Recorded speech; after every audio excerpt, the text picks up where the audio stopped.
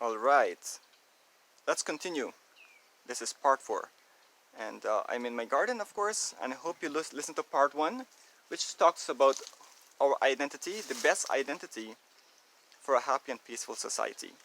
Part 2 builds on that to talk about the best culture theory and the best day-to-day theory of survival, acting out of love and compassion, and the best cultural theory to value life and using objects.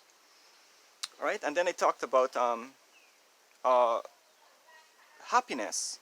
Happiness, of course, as I said, as a release of serotonin. We talk about food, and I said the best food is fruits, vegetables, and herbs.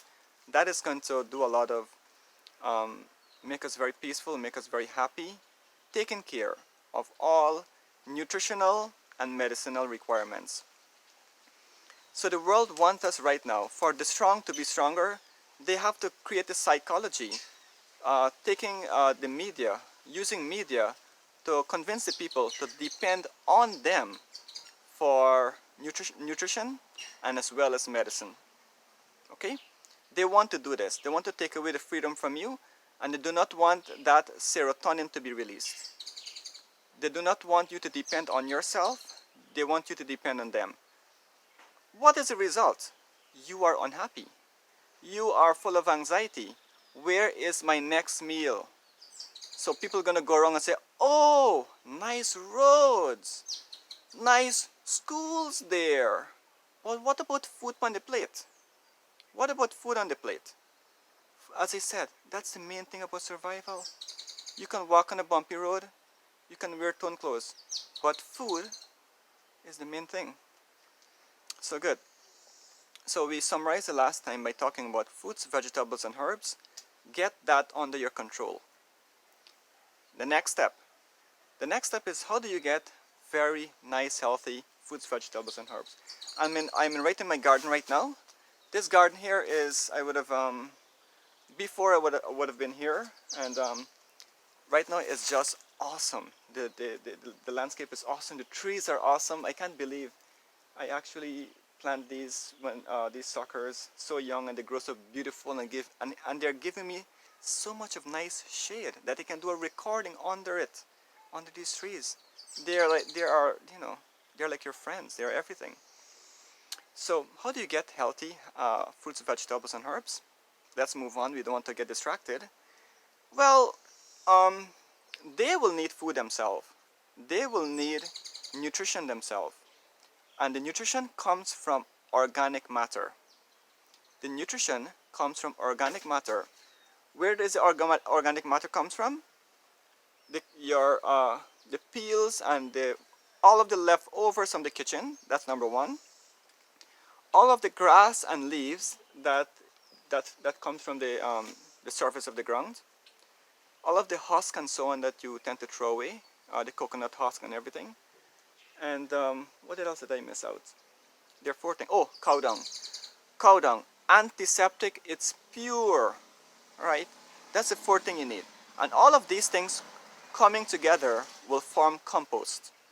I did a video on compost already. I hope you appreciate that video and check that video out. So these 4 things, when you combine it in the form of a compost, all of the microbes and the earthworms are going to release all of the nutrients inside of this organic matter, and the plant will get access to the nutrients. Yes, we are macroorganisms. We can see ourselves without the need of a microscope. We need the help of the microorganisms in order for us to survive. The macro has to cooperate with the micro in order to survive. We have to get these microbes and feed them with organic matter so that our plants can get the juice coming as a byproduct of the microbes. When the microbes eat the organic matter in the soil, they release the nutrients. Okay, they release and break down the organic matter as nutrients, and the plant feed on the nutrients. Okay, so when the plant feed on the nutrients, they get all kinds of nutrients, and of course you need a little charcoal and so on, right? We need a little bit of charcoal carbon, so that can be part of the nutrition for the plants. So when the plants get all of this nutrition, the plants grow really, really good. Nice tomato, nice bora. Bora is long beans in American terminology. And eggplants, nice eggplant, one of my favorite.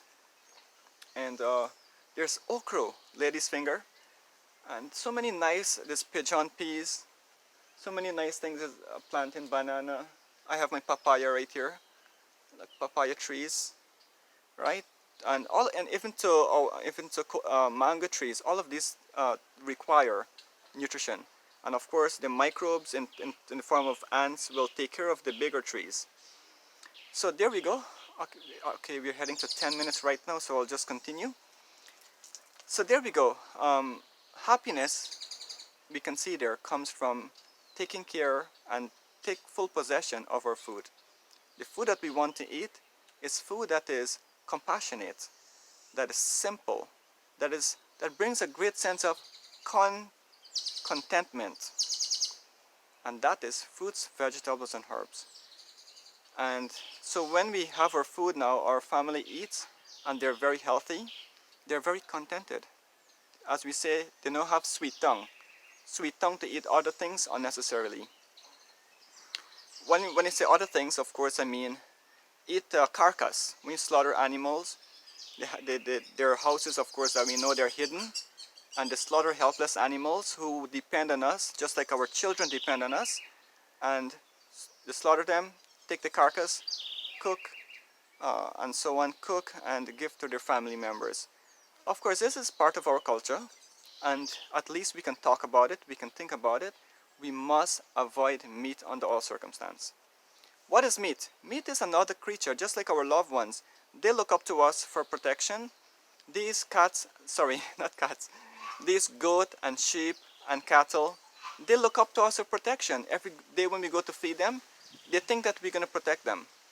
But lo and behold, they look up to us, and one day we cut their throats and they cry. You see videos of animals crying already, don't you? I hope so.